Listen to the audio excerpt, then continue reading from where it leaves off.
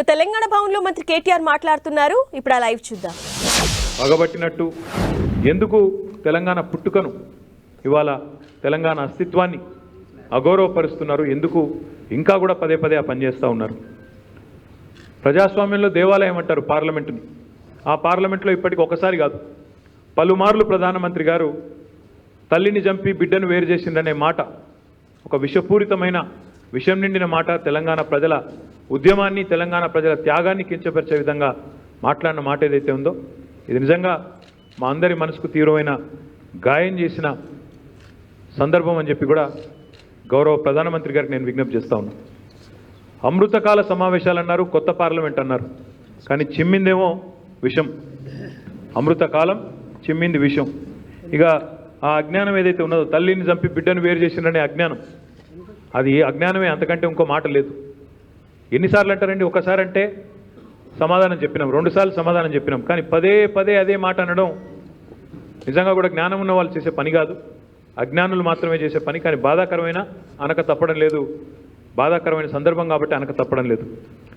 14 ఏళ్ళు దేశాన్ని, అన్ని దేశ రాజకీయ వ్యవస్థను ఒప్పించి మెప్పించి సాధించుకున్న ఈ రాష్ట్రం పట్ల, కేసీఆర్ గారి నాయకత్వం పట్ల మీకు కొంత ఇబ్బంది ఉంటే ఉండవచ్చు, కానీ ఇక్కడి ప్రజల పోరాటాల పట్ల, దశాబ్దాల పోరాటాల పట్ల, జయశంకర్ గారు ఇంకా ఇతర ఎంతోమంది పెద్దల త్యాగాల పట్ల ఎందుకు చిన్న చూపని నేను అడుగుతా ఉన్నా. ఇవాళ కేవలం తెలంగాణ పుట్టుకొని ప్రశ్నించడం, తెలంగాణ రాష్ట్రాన్ని అవమానించడమే కాదు, కొత్త పార్లమెంట్లో మొదటి రోజు విషయం చిమ్మడమే కాదు, ఇవాళ మీరు విభజన హామీలకు కూడా పాతరేసిన విషయాన్ని మళ్ళొకసారి నేను గుర్తు చేస్తూ ఉన్నా. ఈ సందర్భంగా నేను భారతీయ జనతా పార్టీకి మాత్రం ఒకటి ఖచ్చితంగా చెప్తా ఉన్నా. గతంలో 2018లో 14లో ఎట్లా అయితే పుట్టగతులు లేకుండా పోయినారో, మళ్ళీ ఒకసారి మీ పార్టీ యొక్క దిక్కుమాలిన వ్యవహారం వల్ల, మీ ప్రధానమంత్రి యొక్క వాచాలత వల్ల మీ పార్టీ మళ్ళొకసారి రాబోయే శాసనసభ ఎన్నికల్లో, పార్లమెంట్ ఎన్నికల్లో అడ్రస్ లేకుండా, పుట్టగతులు లేకుండా తప్పకుండా పోతుంది. తెలంగాణ ప్రజల శాపం మీకు తప్పకుండా తలుగుతుందని చెప్పి నేను విజ్ఞప్తి చేస్తూ ఉన్నా. ఎంత దుర్మార్గం అంటే, మొన్ననే దశాబ్ది ఉత్సవాలు జరుపుకున్నాం తెలంగాణలో. అట్లాంటి తెలంగాణలో తెలంగాణ రాష్ట్ర ఏర్పాటు జరిగిన తర్వాత ఇక్కడ ఉత్సవాలే జరగలేదంటాడు. ఆదిలాబాద్ నుంచి ఆలంపూర్ దాకా గల్లీ గల్లీలో ప్రతి పల్లెలో ఉత్సవాలు జరిగిన మాట వాస్తవం కాదా? తెలంగాణ ప్రజలు సంబరాలు చేసుకున్న మాట వాస్తవం కాదా? ఇంత దుర్మార్గమైన ప్రధానమంత్రి నాకు తెలిసినంత వరకు ఈ దేశంలో ఇదివరకెన్నడూ లేరు, బహుశా భవిష్యత్తులో కూడా రారు. ప్రధానమంత్రి ఖచ్చితంగా తెలంగాణ ప్రజలకు తన వ్యాఖ్యల పట్ల వివరణ ఇవ్వాలి.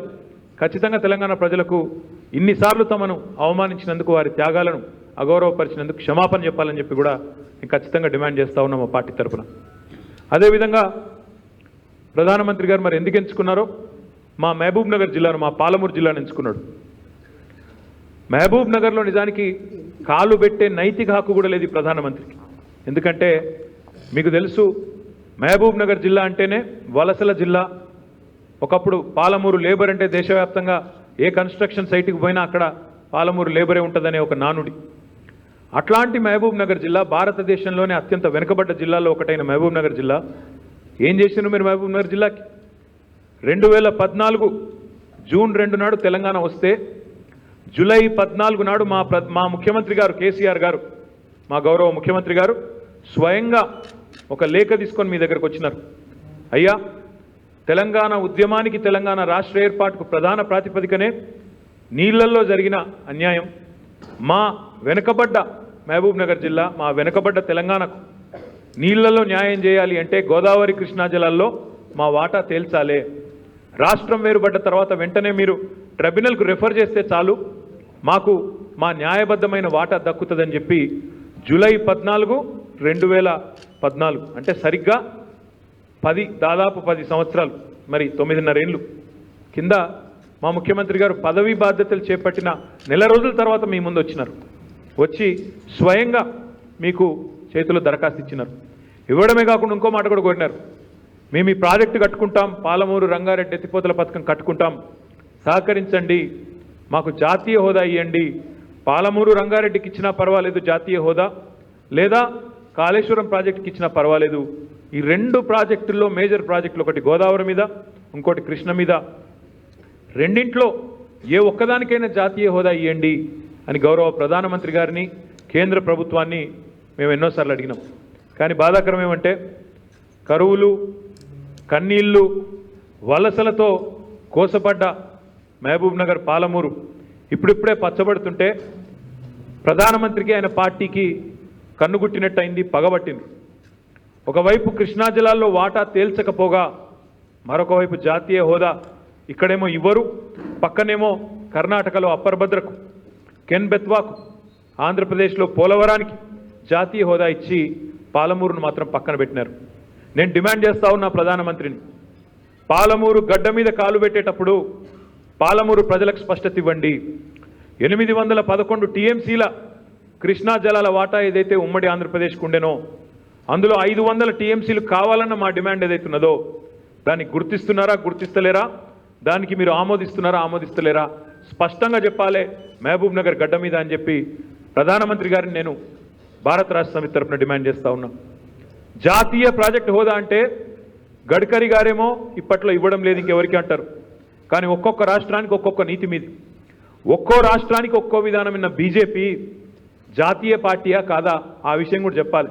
నన్ను అడిగితే మీరు జాతీయ పార్టీ కానే కాదు, తెలంగాణ జాతిని దగా చేసిన పార్టీ, తెలంగాణ జాతికి ద్రోహం చేసిన దగుల్బాజీ పార్టీ బీజేపీ అనే మాట ఈ సందర్భంగా నేను విజ్ఞప్తి చేస్తా ఉన్నా. 2014లో ఎన్నికల బహిరంగ సభల్లో కూడా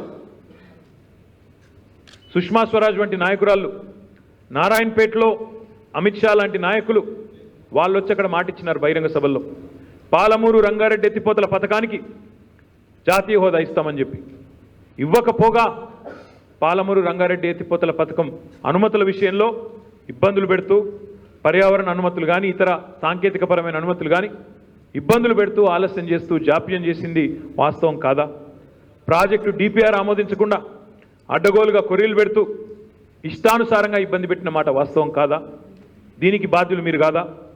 కృష్ణా జలాల్లో 9.5 ఏళ్ల తర్వాత కూడా ఒక్క ఉత్తరం రాయడానికి మీకు ఎందుకు రావడం లేదు, మీ చేతులు ఎందుకు రావడం లేదు? కేవలం సెక్షన్ 3 కింద ట్రైబ్యునల్కు రెఫర్ చేయడానికి కూడా ప్రధానమంత్రి గారికి తీరిక లేదా? కేంద్ర ప్రభుత్వానికి మనసు రావడం లేదా? ఈ నికృష్ట రాజకీయం ఎందుకు కృష్ణా జలాల మీద నేను అడుగుతా ఉన్నా.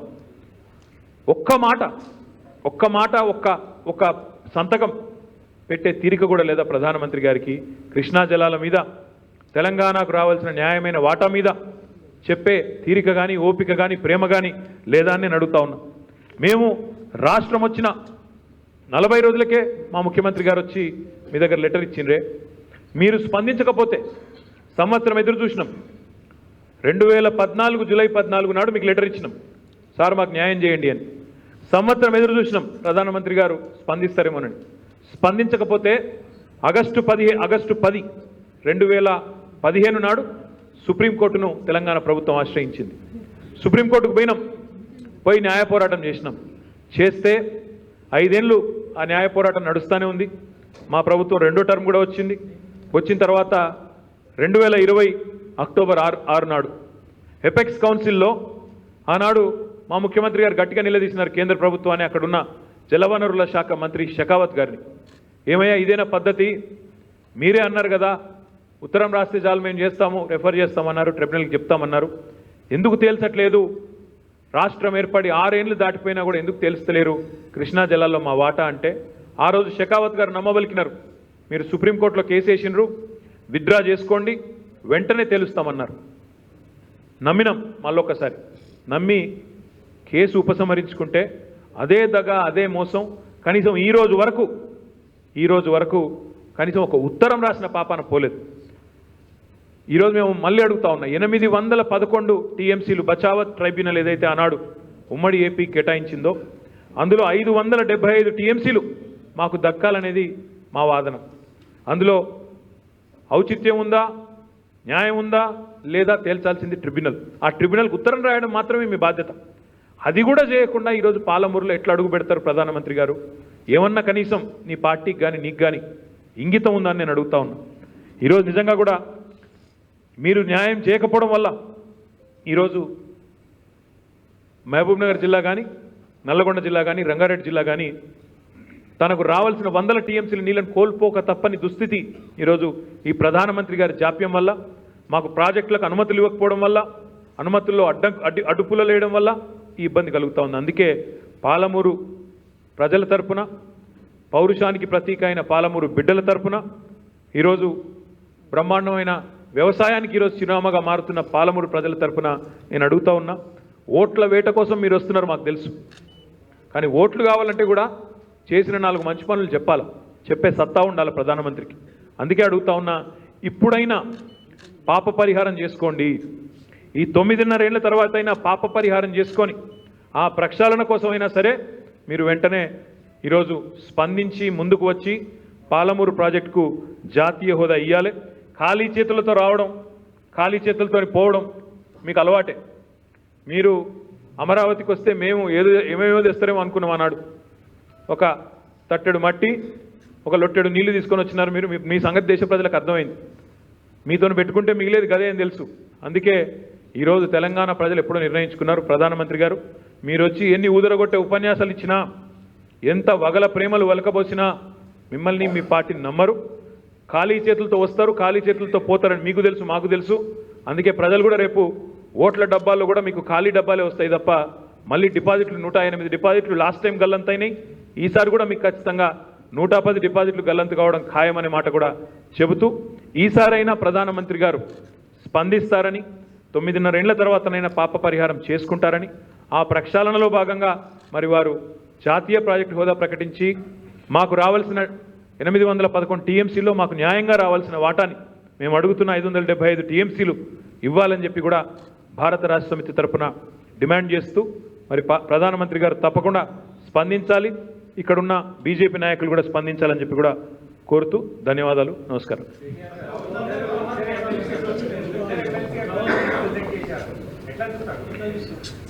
ఎట్లా చూస్తామంటే, ఇప్పుడు మేము మా పార్టీ తరపున, మా ప్రభుత్వం తరపున ఇద్దరు గౌరవనీయులైన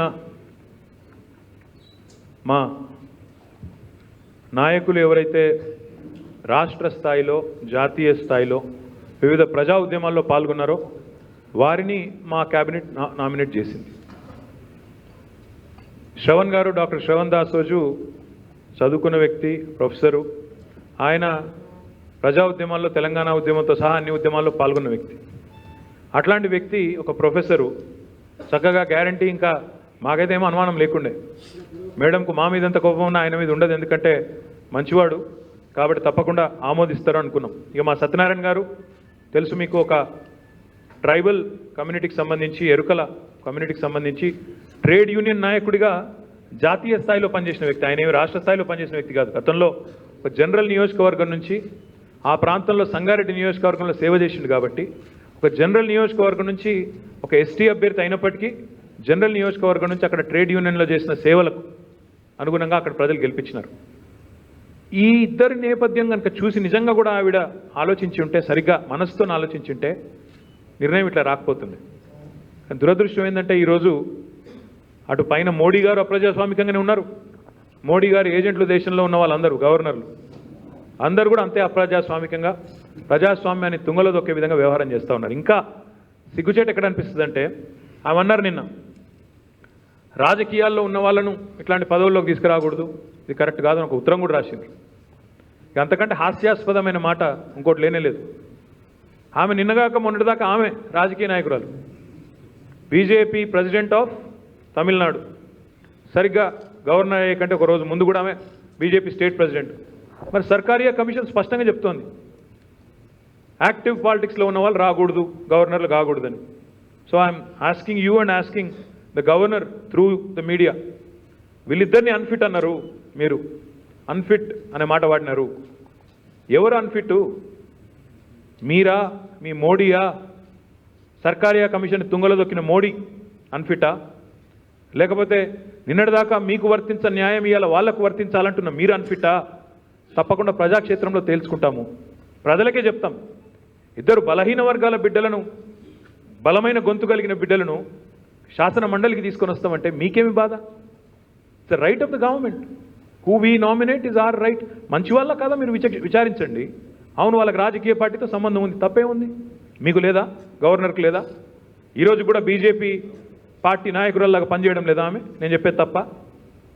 అంటే మీకు వర్తించే న్యాయం ఇంకోరికి వర్తించాలని ఇది ఎక్కడ పద్ధతి? We strongly protest, we strongly condemn the attitude of this governor. ఇక్కడే కాదు, ఈరోజు మీరు దేశం అంతా చూడండి. తమిళనాడు గవర్నర్ ఏమో తమిళనాడు రాష్ట్రం పేరు మార్చేస్తాడు. తమిళనాడు గవర్నరు తమిళనాడు రాష్ట్రం పేరే మార్చేస్తాడు. ఇంకో గవర్నర్ గారు ముఖ్యమంత్రి గారికి సంబంధం లేకుండా వారి నిర్ణయాలు వారికి తీసుకుంటారు. మరి డెమోక్రసీలో డెమోక్రాటికలీ ఎలక్టెడ్ గవర్నమెంట్స్కి రోల్ లేకపోతే, మాకు పాత్ర డిసిషన్స్ మావి కాకపోతే, వీళ్ళదే మోడీ గారి ఏజెంట్లదే అయితే ఇదెక్కడి వ్యవస్థ? నేను ఇంకోటి కూడా అడుగుతా ఉన్నా ఈ సందర్భంగా.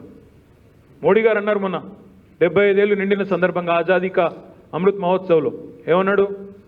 రాజ్పథ్ పేరు తీసేసి కర్తవ్య పథ్ చేస్తున్నా, ఎందుకంటే కలోనియల్ వాసన వస్తుంది ఇక్కడికి వెళ్ళన్నాడు. మరి గవర్నర్ పోస్ట్ కూడా కలోనియల్ పోస్టే కదా. వైస్రాయి గవర్నర్ ఇవి అవసరమా ఈ దేశంలో? డెఫినెట్గా ఆలోచించాలి. భారత ప్రజాస్వామ్య వ్యవస్థలో భారత ప్రజలు ఆలోచించాలి, పార్టీలు ఆలోచించాలి. గవర్నర్ వ్యవస్థను అడ్డుపెట్టుకొని ప్రజాస్వామ్యబద్ధంగా ఎన్నుకున్న పార్టీలను ప్రభుత్వాలను అప్రతిష్ట పాలు చేయాలని ఇంకా ఒక దారుణం చెప్తాను మీకు నేను. మరి జ్యోతిరాదిత్య సింధియా గారు, రంజన్ గగోయ్ గారు, వాళ్ళిద్దరూ నామినేటెడ్ టు రాజ్యసభ. జ్యోతిరాదిత్య సింధియా అక్కడ కాంగ్రెస్కి వెళ్ళి బీజేపీలో చేరుతాడు, వెంటనే ప్రెసిడెంట్ గారు నామినేట్ చేస్తారు రాజ్యసభకి. అదేవిధంగా అటు సైడా ఈయన పేరు బ్రజ్ క్షేత్ర ప్రెసిడెంట్ ఆఫ్ ఎక్కడ ప్రెసిడెంట్ ఈయన? ఉత్తరప్రదేశ్ ఎక్కడో అడదికి ఎక్కడో ఆడ బీజేపీ ప్రెసిడెంటు, ఆయన ఎమ్మెల్సీగా అక్కడ గవర్నర్ గారు నామినేట్ చేసినారు. మీకు మొత్తం ఎగ్జాంపుల్స్ ఇస్తాను నేను. ఇక్కడనేమో ఇది ఎక్కడ రామ్ సూరత్ రాజ్బర్ ఈయన పేరు. ఆయన బీజేపీ ఆయనను కూడా అక్కడ గవర్నర్ గారు నామినేట్ చేసి ఎమ్మెల్సీ చేస్తారు. రాజ్బర్ కరెక్ట్గా బీజేపీ ఎమ్మెల్యేగా పోటీ చేసిండు 2022లో. ఇప్పుడు నేను చెప్పిన రాజ్బర్ ఆయన పేరేందో 2022లో పోటీ చేసిండు. 23లో గవర్నర్ గారు అక్కడ ఆ రాష్ట్ర గవర్నర్ గారు ఎమ్మెల్సీగా నామినేట్ చేస్తారు. ఈయన పేరు సాకేత్ మిశ్రా, ఏప్రిల్ 2023 ఇది. ఆయన బీజేపీ లీడరు, ఆయనను అక్కడ గవర్నర్ గారు నామినేట్ చేస్తారు. ఇదే సాకేత్ మిశ్రా గారు యోగి ఆదిత్యనాథ్ గారు తానా అంటే ఈయన తందానా అంటాడు, బీజేపీ నాయకుడు. ఈయన కూడా అక్కడ ఎమ్మెల్సీగా నామినేట్ అయ్యారు. తర్వాత ఇక్కడ ఈయన పేరు లాల్జీ నిర్మల్, బీజేపీ ఎస్సీ మోర్చా అధ్యక్షుడు. ఆయన బీజేపీ ఎస్సీ మోర్చా అధ్యక్షుడు. ఆయన ఓకే అట, ఆయన కూడా ఫిట్ అట, కానీ మా వాళ్ళు అన్ఫిట్ అట. ఈయన పేరు Hansraj, BJP Varanasi president, BJP యొక్క వారణాసి ప్రెసిడెంట్. ఈయన మోడీ గారి కాన్స్టిట్యున్సీ వారణాసిలో బీజేపీ ప్రెసిడెంటు. ఆయన ఫిట్టు, మా వాళ్ళు తెలంగాణ ఉద్యమంలో పాల్గొన్న వాళ్ళు మాత్రం అన్ఫిట్టు. హెచ్పి సుదామ్ దాస్, ఈయన కాంగ్రెస్ ఓడు, కేపీసీసీ క్యాంపెయిన్ కమిటీ.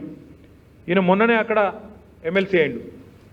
కాంగ్రెస్ ఆయన క్యాంపెయిన్ కమిటీ చైర్మన్ ఏదో, ఆయన కూడా మొన్ననే అక్కడ ఎమ్మెల్సీ అయిండు, అది కూడా గవర్నర్ నామినేషన్. ఈయన అదే సేమ్ ఎమ్మెల్సీ అయింది మొన్ననే ఆగస్టు 23లో, మొన్న ఒక నెల కింద ఆయన అయినాడు. తర్వాత సీతారాం అని చెప్పేసి కర్ణాటక లెజిస్లేటివ్ కౌన్సిల్కి మొన్ననే నామినేట్ అయినారు ఆగస్ట్ 2023లో గవర్నర్ గారి ద్వారా. ఇక్కడ కూడా active worker, active leader of Congress. కర్ణాటకలో మంత్రి గారు, ఆమె పేరు ఉమాశ్రీ మేడం. మొన్ననే ఇదివరకు కాంగ్రెస్లో మంత్రి, ఆమె మొన్ననే గవర్నర్ గారు నామినేట్ చేసినారు, ఆమె మంత్రిగా ఉన్నారు ఇప్పుడు కర్ణాటకలో. అంటే జాతీయ పార్టీలుగా చెప్పుకునే రెండు పార్టీలకేమో ఒక నీతి. కాంగ్రెస్ బీజేపీ మంచిగా పరస్పరం సహకరించుకుంటారు కర్ణాటకలో. కాంగ్రెస్ వాళ్ళను సాఫీగా ఎమ్మెల్సీలుగా నామినేట్ చేయడంలో బీజేపీ గవర్నర్ గారు అక్కడ సహకరిస్తారు. వేరే చోట్లనో బీజేపీ గవర్నరు, బీజేపీ పార్టీ అంతా మాట్లాడుకొని అక్కడ కూడా ఉత్తరప్రదేశ్లో ఇంకొకడ నిన్న ఎలక్షన్లో పోటీ చేసిన వాళ్ళకు కూడా ఈరోజు నామినేట్ చేస్తారు. తెలంగాణ కాడికి వచ్చే వరకు మాత్రం ప్రజా ఉద్యమంలో పాల్గొన్న డాక్టర్ శ్రవణ్ గారు అనర్హుడు, ట్రేడ్ యూనియన్లలో పాల్గొన్న మా సత్యనారాయణ గారు అనర్హుడు. ఎవరు అన్ఫిట్ ఎవరు ఫిట్ అనేది ప్రజలు తెలుసాలని చెప్పి నేను కోరుతాం.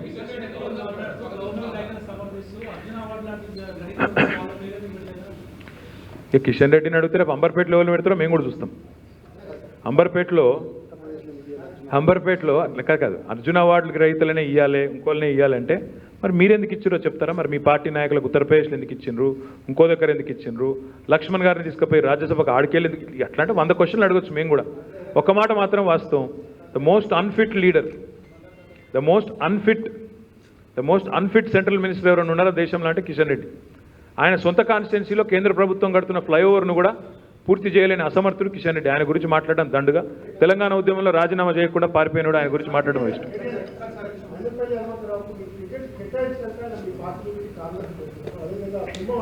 బ్రదర్, ఇదిగో రాజకీయాల్లో ముఖ్యంగా ఎన్నికలు వచ్చిన తర్వాత ఒక్కొక్కరికి ఒక్కొక్క ఆస్పిరేషన్ ఉంటుంది. కొంతమంది వస్తారు, కొంతమంది పోతారు. రేపు కాంగ్రెస్ వాళ్ళు మా దాంట్లో కొంతమంది వస్తారు. అప్పుడు కూడా ఇదే మాట్లాడతారా మీరు? వస్తారు, ఇక వచ్చేటోళ్ళు వస్తారు, పోయేటోళ్ళు పోతారు. ఎలక్షన్ సీజన్లో కొంతమంది వస్తారు, కొంతమంది పోతారు. అది పెద్ద ఇష్యూగా. ప్రస్తుతం అయితే మీతోనే పోటీ పడుతున్నాం. ఎవరు ప్రశ్నలు అడుగుతున్నారో మాకే అర్థమవుతుంది. రాహుల్ గారు, మీరు మమ్మల్ని కూడా టార్గెట్ చేస్తే ఎట్లా? మీరు జనరల్గా సీఎం ప్రెస్ మీట్లో సార్, మీరు మమ్మల్ని ఎందుకు టార్గెట్ చేస్తున్నారు? మీరు ఏమంటారు?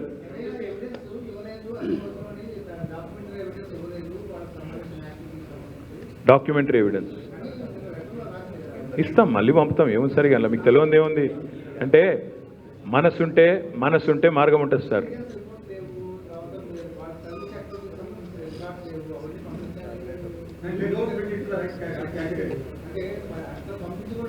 I'm saying she is not fit to be a governor. Simple as that.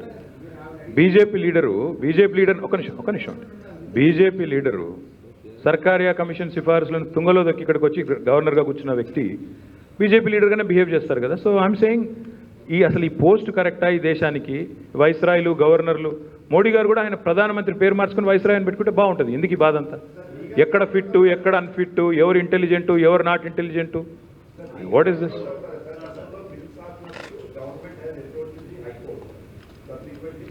We'll explore all possible options, Vamshi Garu. We'll definitely explore all possible options, because typically, the way democracy functions is, government has to have the say, because effectively, when in a democracy, it's for the people, by the people, to the people. So, తప్పకుండా ప్రజాస్వామ్యబద్ధంగా ఎన్నుకోబడ్డ ప్రభుత్వం, ముఖ్యంగా cabinet ఎవరినైనా nominate చేస్తే తప్పకుండా అన్ని ఆలోచించే చేస్తాం. అంతేగాని ఆలోచించకుండా అసమగ్రంగా చేయం కదా. ఇద్దరికి కూడా క్రెడిబుల్ నాయకులు, బలహీన వర్గాలకు సంబంధించిన నాయకులు, ప్రజా జీవితంతో దశాబ్దాల పాటు అనుబంధం ఉన్న నాయకులు, వారిని నామినేట్ చేయడం కరెక్ట్ అని చెప్పి క్యాబినెట్ భావించింది. ఆవిడ తప్పు అని వారికి పైనుంచి ఆదేశాలు వచ్చినాయి. ఆవిడ ఏదో రాసి పంపినారు. We'll explore all possible options and what to do. Yes Swastika ఏమంటారు? ఈ పగబట్టినట్రా ఆయన మొత్తం తెలంగాణ మీద పగబట్టిండు బ్రదర్. పాప మా వాళ్ళు ఇద్దరి మీద ఎందుకు, ఆయన తెలంగాణ రాష్ట్రం మీద పగబట్టిండు. See we're the best performing state in India. We're the best performing state in India today. Highest per capital income. అటు రాహుల్ గాంధీకి మాట రాదు, ఇటు మోడీకి మాట రాదు. ఎందుకయ్యా మీ పరిపాలనలో ఉన్న ఏ రాష్ట్రం కూడా తలసరి ఆదాయంలో అత్యధికం సాధించలేదంటే అది మాత్రం చెప్పే తెలివిలేదు. కానీ పెంచిన ఈ తలసరి ఆదాయాన్ని మాత్రం ఇష్టం వచ్చినట్టు పంచుతామని చెప్పి అడ్డగోలు వాగ్దానాలు ఇవ్వడంలో మాత్రం ఫస్ట్ ఉన్నారు. కాబట్టి ఇద్దరు పగబట్టిన రెండు జాతీయ పార్టీలు మా మీద పగబట్టినాయి. వాళ్ళిద్దరి సంగతి కూడా ప్రజాక్షేత్రంలో తెలుసుకుంటాం. ఒక్క నిమిషం చెప్పమ్మా. ఏక్ minute.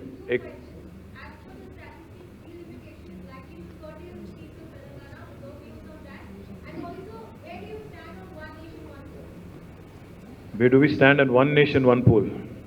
I told you last time itself, it's an election gimmick of Prime Minister Modi. He's a master of attention diversion politics. That's what he is. Unfortunately, he's delivered diddly squat for this country. The last 9 years of him being the Prime Minister, he's heralded, the lowest value of rupee, highest inflation ever in independent India, highest unemployment rate ever in independent India, and most importantly, I think he's failed miserably on all the promises he's made to the people of India. He had promised, let me remind you, that by 2022, India will be a 5 trillion economy. He has promised a house for every poor in the country by 2022. He had promised that 2 crore jobs will be delivered per year. He had promised that bullet trains will be running by 2022. He had promised that every house will have a portable drinking water connection. Has Modi delivered any one of these? Remember, he had even said कि American लोग line में लग जाएंगे visa लेने India को, but आज Indian citizenship छोड़ के कई लोग बाहर जा रहे हैं. The point is, Prime Minister Modi has been the most inefficient, inept, incompetent Prime Minister of independent India, and probably the most corrupt. So therefore, in order to divert the attention of the people, he will resort to all kind of gimmicks and 100% one nation, one election is a poll gimmick.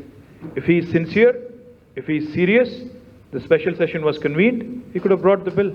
Unfortunately, Amrit Kal ka jo meeting tha, usme to kuch hua hi nahi. So, what I believe honestly is that it is an attention diverting gimmick. That's one. What was your second question?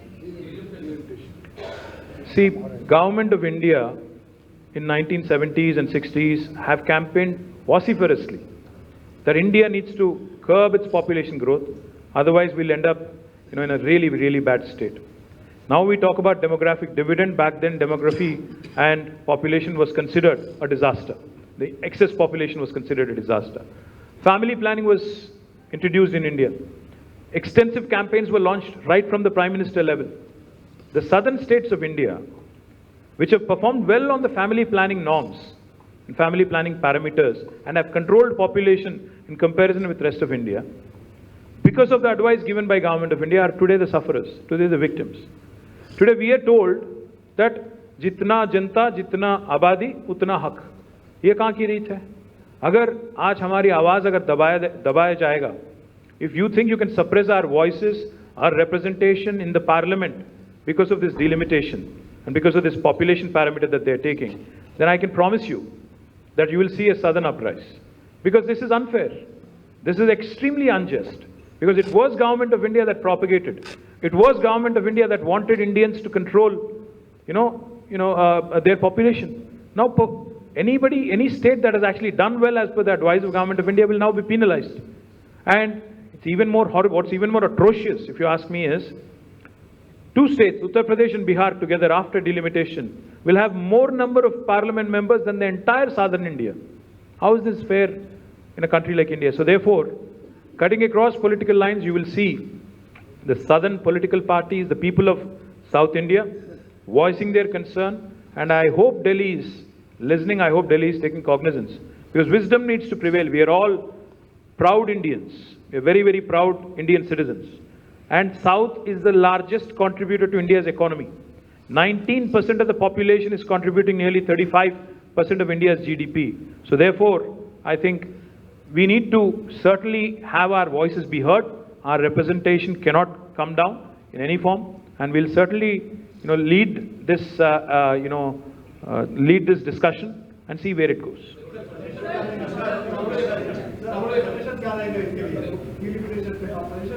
नहीं, जरूर देंगे कि यही बोलेंगे, सीधी सीधी बात. जिन्होंने perform किया, जिन्होंने ठीक से काम किया भारत के हित में, उनको आप आज पनिश कर रहे हो, उनको आप पिनलाइज कर रहे हो. ये कहाँ की रीत है? ये तो सरासर नाइंसाफी है, ये सरासर अन्याय है हमारे साथ.